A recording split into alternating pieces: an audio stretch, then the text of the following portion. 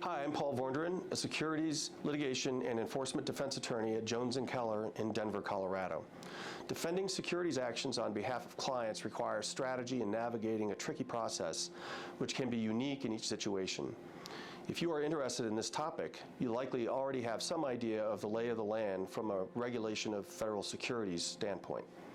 When it comes to civil enforcement, we are primarily concerned with the SEC bringing action in a U.S. district court or administrative proceeding.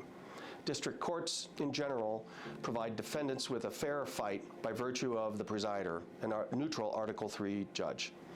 In the administrative forum, however, administrative law judges are appointed and compensated through the SEC, and the success rates by the SEC in these proceedings is high.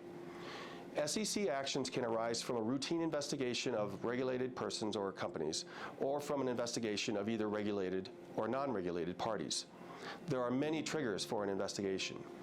Many clients get worked up over the question of what started an investigation, when they should be more concerned with how to handle the investigation.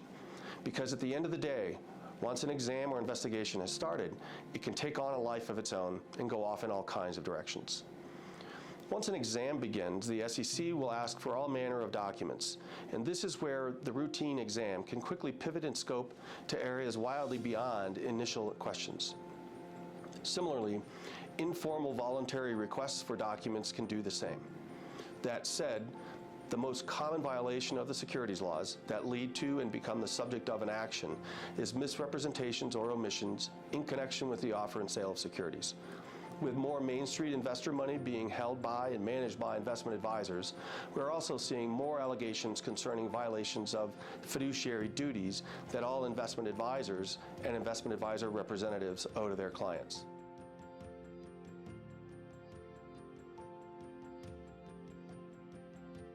In the voluntary request for documents circumstance, the first decision a party faces is to cooperate or not.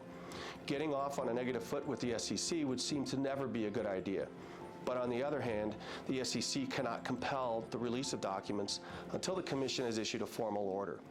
For regulated entities and for persons facing an exam, compliance is not voluntary.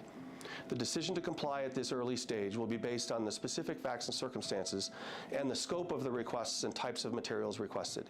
As with most stages of an SEC examination or investigation, the decision will need to be made without clearly knowing what cards the SEC may be holding.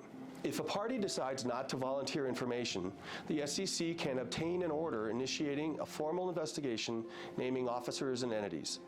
This formal order provides the SEC with the power to issue subpoenas for documents and to compel sworn testimony. At this formal stage, there's no question about whether a party should or should not comply. It must.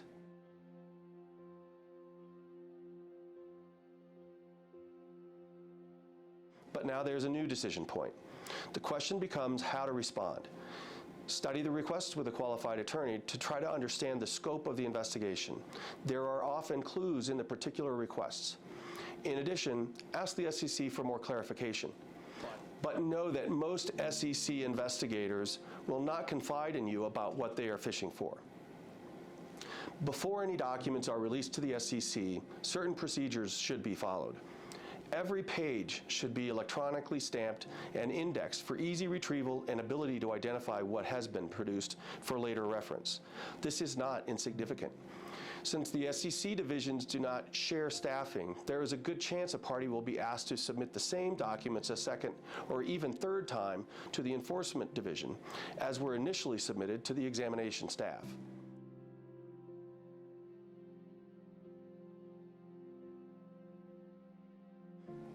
The next decision point may be around the Wells process. After initiating an investigation, the SEC may issue a Wells notice, which states that the SEC believes there's been some violation of the federal securities laws and cites which laws. This notice is a fairly nebulous boilerplate document that recites statutory provisions that the SEC suspects have been violated without any factual description. The SEC may describe such facts in a subsequent meeting or WebEx call that gives rise to the violations of securities laws they identified in the notice. It's at this point that the party faces another decision: how to respond.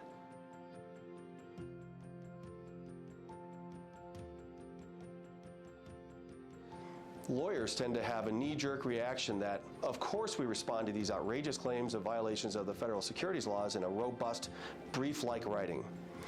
But the substantial expense associated with putting together a comprehensive response to the Wells notice needs to be weighed in terms of the value proposition. There are any number of investigations where the SEC sends a Wells notice and decides not to move forward with an action. If a lawsuit or administrative proceeding is likely, then a thoroughly researched and written response, negating various components of what the SEC disclosed as potential violations, is probably justified. But again, the cards the SEC holds are not all on the table. In some cases, it is better to face the complaint head-on in a forum, especially when potential settlements come to light that reduce risk and cost from the client's perspective. District court and administrative forums can be an opportunity for the client to tell their side of the story, which can have the effect of significantly reducing the extent of the allegations in the complaint. Clients have a tendency to just want to get on with the fight, so they at least have the chance to defend and tell their side. Throughout this process, the defense attorney is trying to sort out and evaluate the strength of the SEC's allegations. Another related decision is whether to disclose a formal investigation to shareholders, investors, business partners, and others. I'll cover this topic in a separate video.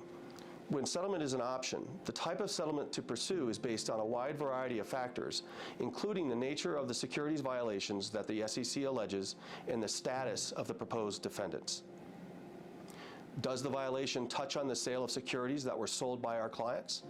Will state securities commissioners bring similar claims? If a client settles with the SEC, are they opening the floodgates to the potential for private investor claims? I'm Paul Vorndran. Check back for more securities defense tips as we continue this video series.